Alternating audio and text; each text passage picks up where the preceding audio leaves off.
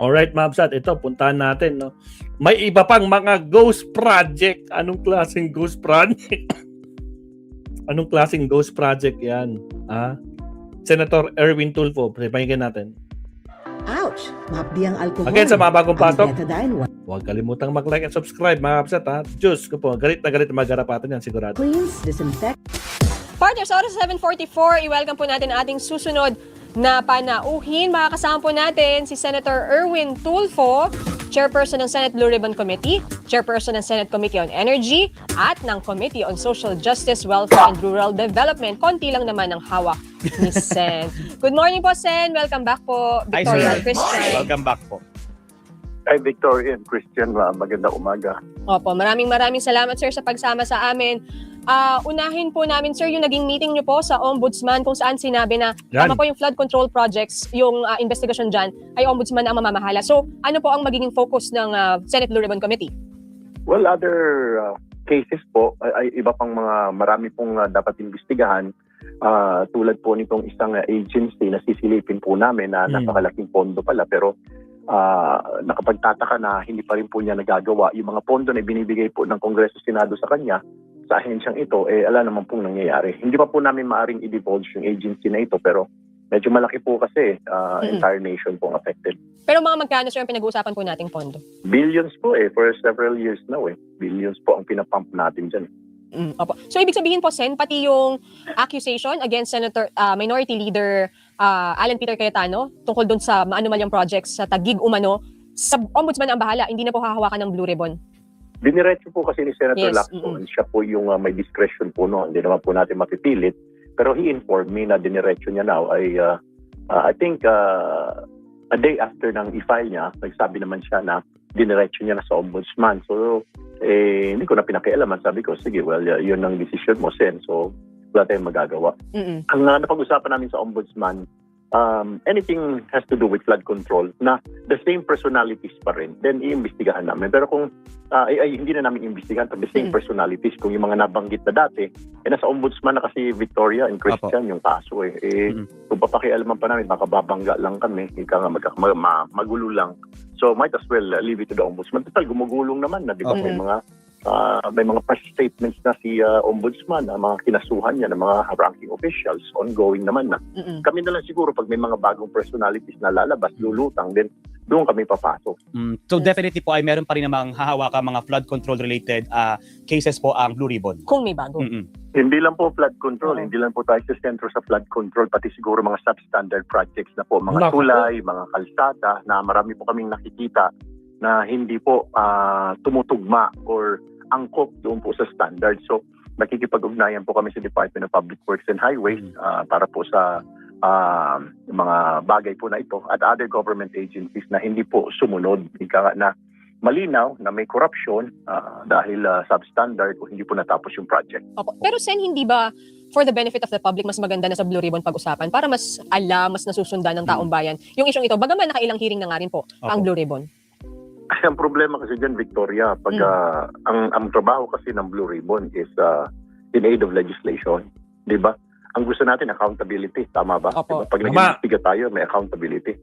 Magagawa lang naman ng Blue Ribbon ay mag-iimbestiga siya. Pagkatapos, ipapasa niya sa Ombudsman and then yung Ombudsman mag-iimbestiga ulit. Doble-doble lang ang trabaho. Pangalawa, marami pong trabaho ngayon ang Kongreso. Mayroon pong impeachment trial na kailangang madaliin din po. Kasi nga po, mahirap naman po yun. Kawawa na po yung official na nakasalang dyan. Tapos pinapatagal po, medyo mahirap po yun. Pangalawa, ang dami po mga dapat resolbahin. Nandiyan po yung mga crisis natin ngayon sa energy, crisis po sa pagkain, na dapat pag-usapan. Tama naman po, kailangan din ng accountability. Pero di po ba pag accountability, gusto po natin maparusahan? Di doon po sa Ombudsman, di ba? Kasi ang Blue Ribbon naman po in aid of legislation lang, which may nagawa naman po yung pag-imbestiga niya una ng flood control. Marami pong pagbabago na nangyari ngayon. Tulad po ng itong BICAM ng Finance Bicameral Conference Committee, live na po yan, napapanood yan. Yan because of those flood control na nakita natin na tinatago talaga dati, sila lang nag-uusap-usap. So ngayon, ginawa na nating live. Pangalawa, yung mga pag-official ka ng pick-up, ikaw yung nag-accredit ng mga contractor, tapos ikaw sasali ka rin dyan.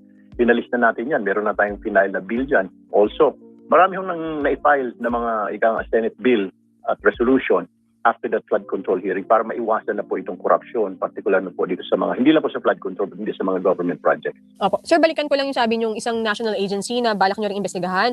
So, nasa ang proseso kayo ng investigation ngayon? Naantay lang po namin yung mga documents na iba mamahagi po sa amin ng ombudsman para medyo mabawasan naman yung load nila dahil ongoing yung kanilang pag-iimbestiga po nitong flood control. So kami po muna hahawak nitong isang agency po na ito na malaki po talaga, malaking pondo, ilang taon na po na pinupondohan yan at wala pa rin po nangyayari.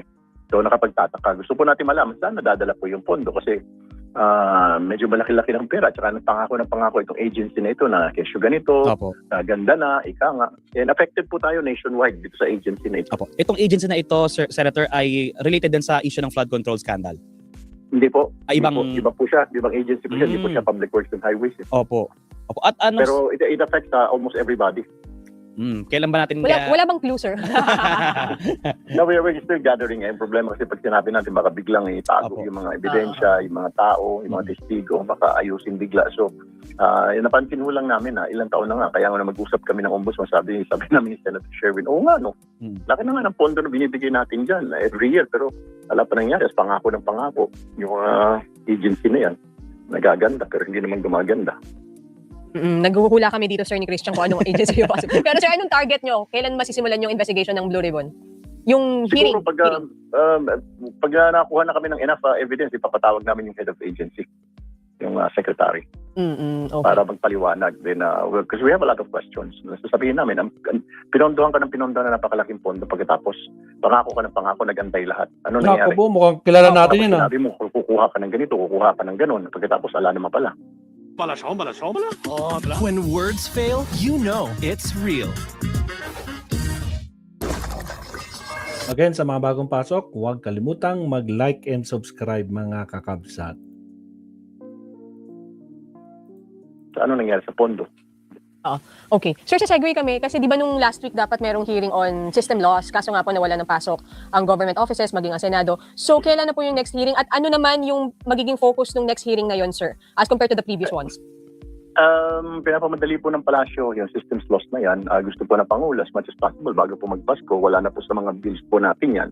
I believe, agree naman po ang mga agencies po natin, government agencies. Medyo pumapalag lang po yung mga distributors po natin. Well, kasi negosyo nila yan. Pero sinasabi nga ho natin, bakit mo i-charge sa amin yung nawala sa'yo? Bakit kami magbabayad? Ilugi mo yan Bakit pati kami ipaparamdam mo yung lugi mo? Saan ka naman nakikita, Victoria and Christian, na loss mo o lugi mo, ipapasa mo sa amin? Hindi naman yata tama. Parang na-hold up ka, naluuban ka, naakyat bahay ka, o nasunugan ka, i-charge mo. The following day, tataasan mo lahat ng produkto mo dahil sisingil mo o makikita mo sa resibo na dahil na nakawang ka o naluuban ka o nabulok yung mga produkto mo, kami magbabayad. Di naman yata tama kasi dalawang klaseng systems laws sa Victoria and Christian, paliwanag ko lang.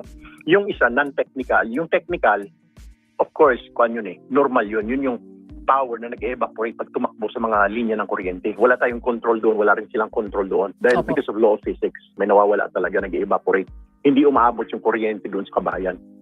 Yung isang systems laws, ito yung inaalis namin na ninakaw, may nagnakaw, mali yung pinakialaman yung kanyang metro, kinutingting niya yung metro niya para makatipid siya. Alam mo ba na sinacharge sa atin yan sa mga electric company? Kung hindi naman natin kasalanan, bakit i-charge sa atin? Loss daw nila yun yun ang paliwanag nila. Sabi ko, bakit mo i-charge sa amin? Kawalan mo yun. Mag-incur ka rin ng losses. Yun ang inaalis natin. Yun ang gusto alisin ng Pangulo. Tapos, yung VAT dyan sa systems loss na yan, hindi mo na nga natanggap, ibabat ka pa. Hindi ba unfair naman yun? Wala ka na nga natanggap na serbisyo o produkto. Pagkatapos babayaran mo yung VAT, which is very unfair. Magbayad na nun yung kumpanya. Diba?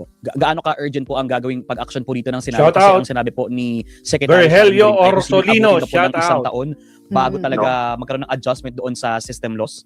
I don't think so. Baka yung sinasabi ni Secretary Garin is kami nakikita namin mga 1 to 2 hearings yan. Pero ang baka yung sinasabi niya is yung pagrebisa ng IPIRA law, which is yan ang susunod namin, pag-rebisa yung IPIRA dahil marami talaga kami nakitang mali baluktot mong ipasa yung IPIRA law na yan.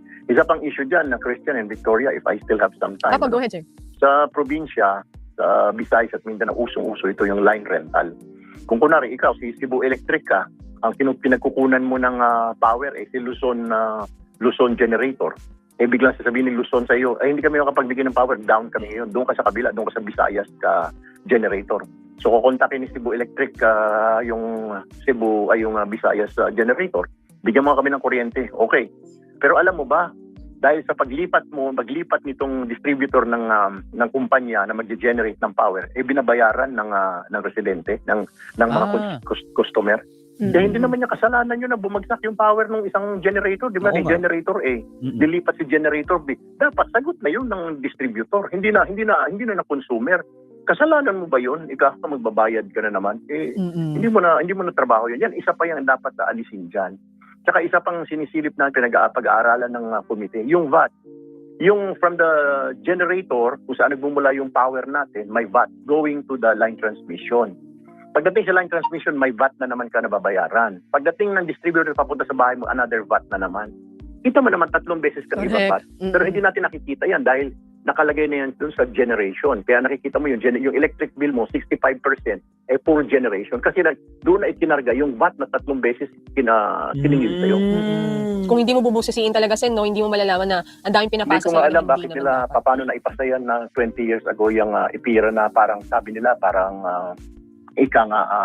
consumer friendly. Hindi parang mga power companies na nakinabang, hindi yung consumer. Ganon din yung nakikita namin sa all the regulation law. Bakit mo walang price cap? Saka makikita na ang gobyerno walang pakialam, hindi niya pwedeng manduan na, hoy, kailangan 2 pesos per liter lang ang increase mo. Oy, kailangan ibaba ko rin dahil bumaba na sa pandegi yung kalakalan. Hindi kayang gawin yan ng DOE. Wala siyang kapangyarihan. Pinalisan ng pangil ng all the regulation law. Pareho, pati itong IPIRA, ang gobyerno. Sir, linawin ko lang, doon sa yung target nyong tanggalin by Christmas ay yung non-technical Exactly. na system loss. Okay. So, Exactly. Kasi talaga namang obvious Hindi mo nga nagamit. Nabayaran mo. Ninakaw na kuryente ng ibang tao. Bakit tayo magbabayad? Bakit ako magbabayad? Ninakaw yun ng kapitbahay ko doon sa kabilang barangay. Bakit ako magbabayad? Lugi daw nila. Sagot nila, nalugi kami. Kasalanan ba naman? Parang pinaparusahan nyo kami dahil nanakawan kayo. Kami ang magbabayad. Hindi naman yata tama. Opo. At sir, before we end, ihabol ko lang, day 14 na ng impeachment trial bukas. So far, sir, kumusta? Anong assessment nyo? Yung pwede nyo lang pong ma-share sa amin dito po sa confidential funds. Well, we will hear. May mga ipipresent na naman ng mga testigo ang prosecution. Siyempre, magkakaroon ng cross-examination, then redirect. Then from there, titignan natin kung magtatanong yung mga senator judges ng mga clarificatory questions para mas malinawan ng mga kababayan natin. So, inaasahan natin medyo mahaba-haba ito next week. Gaya yung last week, biro mo yung isang testigo, si Wamil, umabot ng 2 araw. Yes. It really took some time. Ito ngayon, ganito na naman, mga auditors yata ito or disbursing officers ito. So, medyo katakot-takot na tanungan ito, Victoria and Christian. Okay, abangan po natin ang day 14 na impeachment trial at ang iba pang hearings ng mga committee And still na counting. hawak ni Sen. Thank you so much po, Sen Erwin. Salamat Salamat, po. sir. Thank you po. Salamat, Sen. Okay, dalawin naman natin si Attorney Enzo Mabsat, no? Mag-second to the last topic tayo bago tayo mag-cut. Magre-relive ulit si Maestro mamaya, Mabsat. Pero for the meantime, countdown muna tayo.